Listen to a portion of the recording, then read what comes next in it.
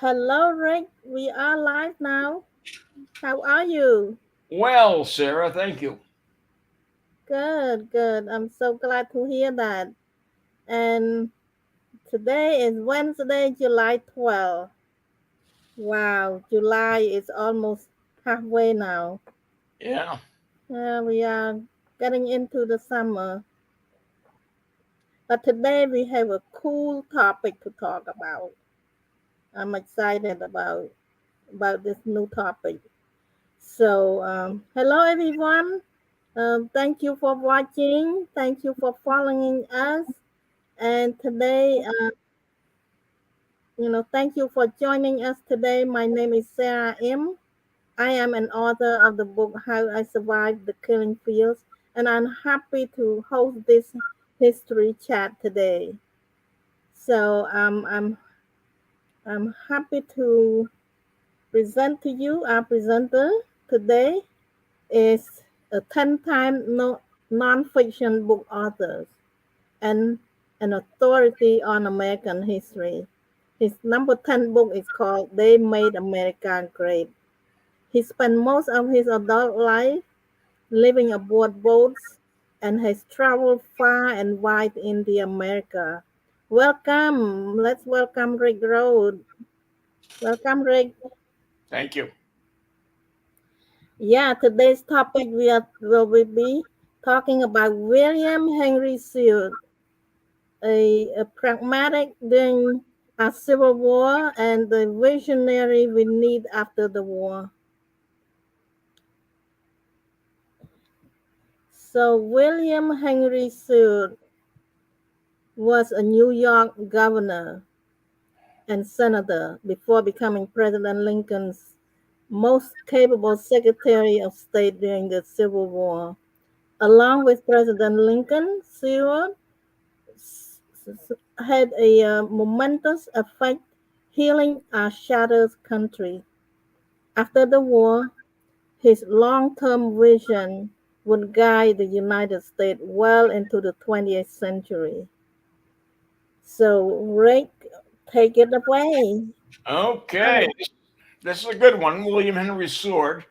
He was born in New York, not far from New York City, and then he lived later on in upstate New York. He was the fourth of six children of not William, Samuel and Mary Seward, the third son. And after his dad was involved in farming and law and everything in those days, and he wanted his third son also get into politics as his father did. After college, William went to Georgia to teach for a while, and he didn't stay very long because it was a lot of. This was back in the 1920s. There was a lot. Slavery was there, and he thought it was pretty ugly, and he said, "I can't handle this too long," so he went back to New York. And eventually, he worked for a law practice in Auburn, New York. He was a Auburn's about 15 miles south of the Erie Canal and about 100 miles, 150 miles west of Albany. It was a good place for a bright, energetic young lawyer. And by 1830, he was elected as a state senator from New York, where he served for 4 years.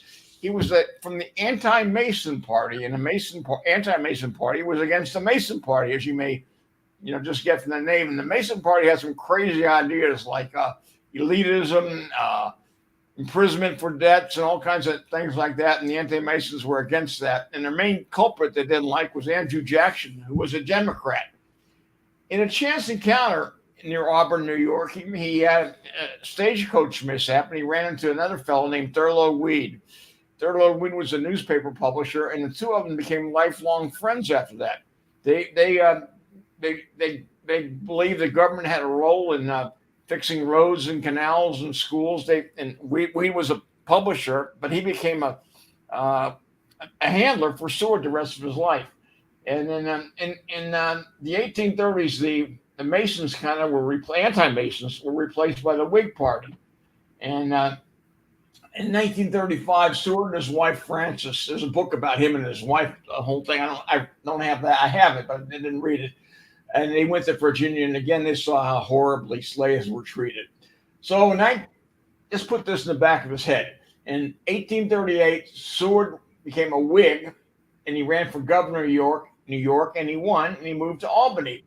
And as many Whigs are kind of pretentious, Seward was very simple, and he didn't have a whole lot of things. But as a governor, he really wanted to do a lot of good things for New York. He had pet issues of prison reform, railroads, education, more work on the canal, and he believed that educating immigrants and Negroes was good for the economy and good for public welfare. He traveled to Ireland before that, and he saw how badly uneducated people and how the economy worked together hand in hand. Poverty and lack of education go hand in hand, and he didn't want to see that for the state of New York. So he was a very aggressive governor, doing a lot of things to help New York move along. He championed immigrants' rights when a lot of people did. He opposed religious discrimination, and he believed in federal funds to improve roads and canals. He was the first one of the first political figures to talk about the evil of the expansion of slavery. He saw slavery when he was in Virginia and Georgia and didn't think it was a very good thing. He was the first politician to coin a word we often use today called human rights. And he basically championed that. And as governor, there were some escapees from Virginia, and 3 of them, and some from Georgia that the governors of those states wanted back, and he wouldn't give them back. So he had his own ideas on slavery, and he had the foresight and the sensitivity to soften his anti-slavery rhetoric as the country became more and more divided. After he did a lot of stuff as governor, he went back to Auburn and worked on his house and all kinds of stuff in his law firm. And he took 2 unpopular cases. 2 black men accused of murder were insane at the time they committed the crime. So he advanced the program, the idea of a plea of insanity for these people, and he got all kinds of hate mail from it. But he said, "I shall do my duty and care not whether I'm ever forgiven or for not." But he was one of the first politicians to advance the insanity plea for things, and that was well ahead of the time, and he was much hated for it. He became a defender of the defenseless, and he also housed fugitive slaves at his home in Auburn, New York, including Harriet Tubman. And in 1948, he became one of the leaders of the Whig Party, and he met a fellow lawyer from Illinois named Abraham Lincoln, and they both had very similar feelings and likes about what they believed of slavery in the country. And in 48, Zachary Taylor, with a Whig, was elected U.S. president, and William Henry Seward is back in politics, elected as a senator from New York. And in 1952, the Whigs ran Winfield Scott, and he did not. He was a general, and he ran for president, and he lost to Democrat Franklin Pierce. And that was kind of the beginning of the dissolution of the Whig Party, because the Whig Party had a Northern Whig segment and a Southern Whig segment. And as you can guess, the Northern Whigs did not want slavery, while the Southern Whigs did, and the party kind of dissolved. This is about 1952. And in 1950, as a senator from New York, living and working and doing everything in Washington, D.C., him and a few other people were exposed to the expansion of slavery in the West. And he gave a speech, and it was called the highest. You can Google it. It's a very good speech. It's called the Higher Law Speech. And basically, I'll quote a couple lines of it. "There is a higher law than the Constitution, the common heritage of man bestowed upon by the Creator."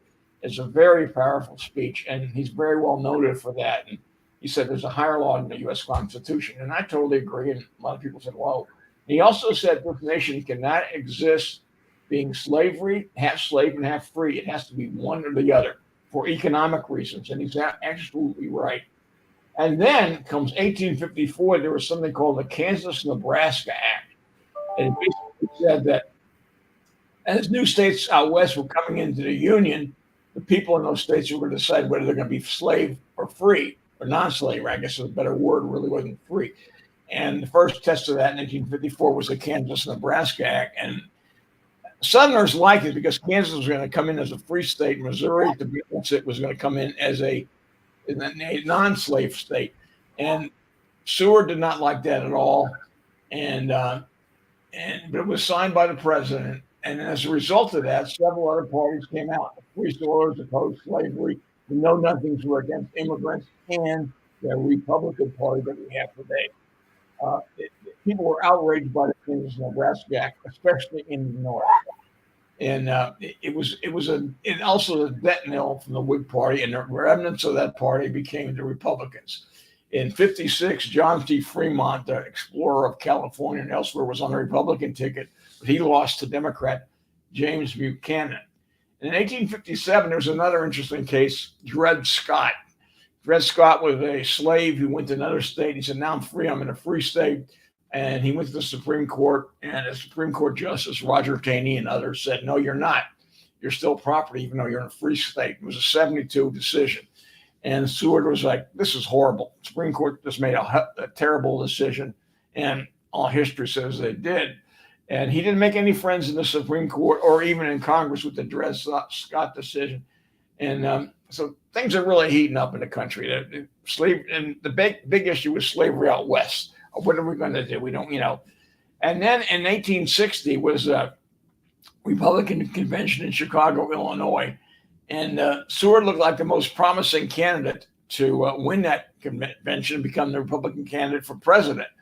Well, Abraham Lincoln, Chicago, Illinois, he's from Illinois, slipped past him on the third ballot, and he slipped past Wiley Seward. And one of the reasons it hurt Seward is he welcomed immigrants and Catholics. And Lincoln, all of a sudden passed Seward. They didn't have primaries like we have now. That didn't happen until about 1900. And then when Seward beat Lincoln on the third ballot, Seward said, "Well, Lincoln has some qualities to make him a good president." Yeah, he's darn right about that. And he did more than anybody else to campaign for President Lincoln in 1860 after he lost in the convention. They really don't call it a primary back then in 1860. And they became good friends. They bonded over trying to limit slavery out west and do a lot of things like that. And Lincoln said, this is the guy I want really high up in my cabinet. And he made him Secretary of State because of his political experience, his philosophy, and depth of everything. And he was given that job as the Secretary of State. The atmosphere in the State Department was very prickly. There was a lot of Southern sympathizers. There's only like 30 people in it. And he had to work a balancing act on Lincoln and Seward's right, where they're called the radical Republicans. They wanted to destroy the South. They wanted to kill slavery right away, and not a lot of humanity or common sense, no feeling for the other side. So and those people want to keep slavery around. So he had a tough balancing act. Him and Lincoln, both of them did. They both understand it. Mary Lincoln didn't care for William Seward too much because he was unkempt. His hair was not always combed nicely, and his clothes were not always great. And he smoked cigars a lot, like a lot of great people in those days, in my opinion, did. Well, 5 weeks after Lincoln was inaugurated, the Confederates bombed the Union fortress at Fort Sumter, and the Civil War was on. Again, Lincoln and Seward were not war hawks. They wanted to, how can we end this war? How can we get this thing over with? How can we get rid of slavery in a way? And Seward wanted to compensate Southerners for their slave laws. And again, the radical Republicans would have none of that. But and then when they were, so Seward did a lot of things. They became very good friends. And during the Civil War, in 1861, there was a naval blockade, a Union blockade on the South, and the South, the Southern Confederacy considered themselves their own set of states. So they sent diplomats to England to work to basically, maybe try to get some help from the South, from England and France. And they were intercepted. There was a ship was called the Trent. They were in a Union naval captain and his ship figured out, he knew this was going on, so he fired a shot across the bow of the Trent, took the two Confederate and diplomats off, had him in, and he was hailed, and they were put him in prison, and he was hailed as a hero. And Seward said, "Whoa, this is a mess. You don't do that. You don't do that even in wartime." And he said, "Look, get those two guys back on the next ship to England." And they did. And in the press, the Union captain was like, "He's a great guy," and Seward's a bum. He's letting these two guys off. But there's a thing called diplomacy, which Seward understood, and and the rest of the people did not understand. And he basically sacrificed himself for the good of the country. And he's often caught up in these uncomfortable balancing acts between the radical Republicans on his right and people who want to leave slavery intact on his left. And how does he juggle that? How does he, manage that tight wire? And he said a couple of times that during the war, he said some other envoys were going over to the South, and he said, "Tell them I have no animosity to them. We are friends, and we can be brethren again." But the radical Republicans on the right of Lincoln and Seward didn't want any of that, and he wanted to have cordial relationships with them. And one time, he some French were going to see Jefferson Davis, and this is his words: "Tell them they have no spirit of vengeance from me. They would be cordially welcomed back to seats in the Senate. I am willing to risk my own political station and reputation in pursuing a conciliatory course to the South." So he's trying to, not minimize the bloodshed. There's obviously plenty of bloodshed in the Civil War, worst war we ever had. And he said, history shows that the more generous and magnanimous the conqueror is to the conquered, the sooner lasting victory can be followed with a lasting peace. But like today, like yesterday, the radical Republicans in Congress said, no, we're going to punish the other guy. We're going to beat him into the ground. And Seward was not popular because he was doing all these things that were morally on the right thing. And Lincoln, as the war was winding down, I could talk weeks on the Civil War, but as the war is winding down, Lincoln was thinking, well, maybe take the slaves and take them somewhere else in the Caribbean. And Seward said, no. Leave them in the United States and make them free. I'm not, in his exact words, where I am for always bringing men into the Union and never taking any out. So he disagreed with Lincoln on that. And before Lincoln's splendid Gettysburg Address in November 1863, he said, we ought to have a day of Thanksgiving. This has been a rough war. We ought to be thankful. And Lincoln said, yeah, you're right, William Henry Seward. Let's have a day of Thanksgiving. And that's how our Thanksgiving Day was established. Seward put a bug in Lincoln's ear to do that. And near the end of the Civil War, the last week or two in Washington, D.C., it was a festive mood. They didn't know what was going to win. General Grant had his victory at Appomattox Courthouse. And a couple of people in the South, well, John Wilkes Booth was really, he had plans to kill Lincoln and a few other people, Seward and Johnson. Well, Seward's coming back from his State Department, and he's in a carriage and with three other people, and in the carriage, the driver was outside. Somehow the horses bolted without the driver. And so 64-year-old Seward gets up on the carriage, and he's trying to slow it down. He's thrown off. When he breaks a bunch of things, his arm, cheek, jaw, he's unconscious, and he's bedridden. He's going to be bedridden for weeks, maybe 3-4 weeks. But he has a splint over his jaw and face because he broke his jaw. And John Wilkes Booth, this is the same time this was happening, he says, I got to kill these. I am going to kill President Lincoln, Secretary of State Seward, and Vice President Johnson because I want to decapitate the Union. And so there was what you call a conspiracy. There were some horrific murders. So on April 14, 1865, Booth's doing his horrible thing to President Lincoln, shooting him at Ford's Theater. And another Confederate who's willing to go along with Booth in the conspiracy, a guy named Lewis Powell. He's a Floridian, big, tall, strapping guy. And he was going to go kill Seward. When Seward's bedridden with this cast on, he's conscious and all, and he breaks into the Seward house on false pretenses. 5 people were he had a gun that wouldn't fire. And he talked his way in, and then he started, he could try to shoot people. He couldn't, but he had a huge Bowie knife. And he hit Seward's son in the head, exposing his brain a couple of times. He just, Seward was upstairs in his bedroom, and he just was trying to kill everybody in the house.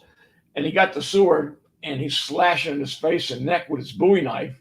And Seward fell over, but he's all cut up on his face and neck. But that big splint he had from the fall probably saved his life. And then Powell leaves, and then there's a trial, and those guys get home later on in about a couple months. But 5 people were brutally attacked in the Seward house the same night Lincoln was killed. Not many people know that. And when Abraham Lincoln didn't visit Seward after that attack, Seward knew that Abraham Lincoln had been killed in a conspiracy, and he felt horrible. And what happened, Seward's wife, who wasn't attacked, she had a hard time getting over it. And she died 9 weeks later. And how did Seward deal with this? He went back to work 6 weeks. And after the assassination, he stayed on with President Johnson's administration. And he never was close to Johnson, but he worked hard for him. And he realized our country needed a coaling station in the Caribbean. He tried to buy the Virgin Islands from Denmark for $7.5 million. They said no.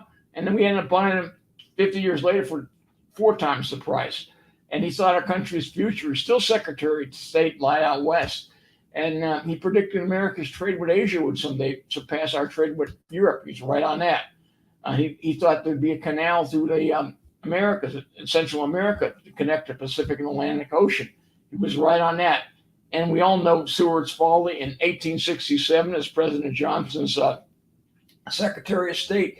We were competing with the British at the same time to buy Alaska, and he got Alaska for $7.2 million, and he got all kinds of help for that. People used to say the ice crop was the most promising thing in Alaska. Cal could sit on ice producing ice cream instead of milk. So this is what type of stuff he's getting, and it was really a far-sighted move, and we got Alaska, thank God. Thank you to Secretary of State William Seward. Well, after he was done being Secretary of State for Johnson, he didn't go on to serve Grant. He liked traveling. He liked traveling as much as anybody, and he took a traveling trip across the country to the Midwest, to California, to Alaska, back down to Mexico, back to New York. And not long after that, he wanted to take a trip around the world, and he did. He went to Japan. He went to San Francisco, Japan, China, Southeast Asia, Singapore, Middle East, Egypt, Greece, came back by way of England. He believed that rest was rust, and that's why he liked to travel. He stayed busy in his retirement. But his hands were getting bad. Something was happening to him. He didn't know exactly what. His mind was sharp. He could speak and give great speeches, which he did all along the way. But his body was falling apart. And he had what they call ALS, Lou Gehrig's disease. And 12 years after his friend, President Lincoln, died, Seward succumbed to ALS. And before he died, he told his children, the surviving children, he lost a couple of them, his last words were, "Love one another." And on his tomb, it says he was faithful. Secretary Seward had a vision for his country. It meant freedom, a unified country, and expansion. And he said, the Union exists because it's inevitable, and it must endure because it's indispensable.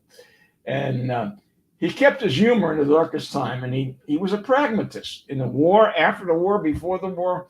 But unfortunately, in politics, pragmatists are seldom appreciated or admired in American politics. But he was the ultimate pragmatist. He did a lot of good, and not many people know of him. So I'll be happy to take any questions.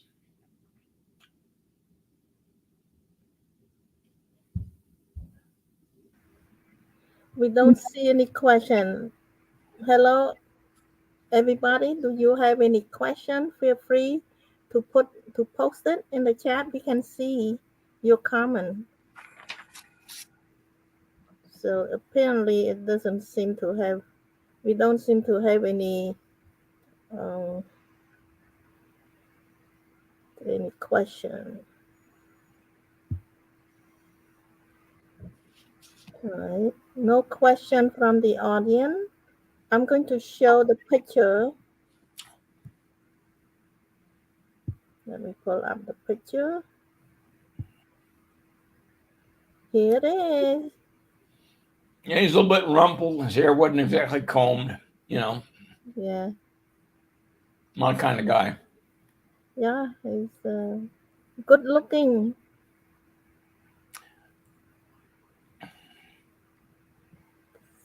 That's courtesy of the U.S. Library of Congress. That's it. Thank you so much, Rick. It was really... So I have some question for you. Sure. That 1860 convention in Chicago selecting the Republican presidential candidate sounds wild. Please tell us a little more about it. Yes, it was wild. And where is it? In Chicago. Who's from Illinois? Abraham Lincoln.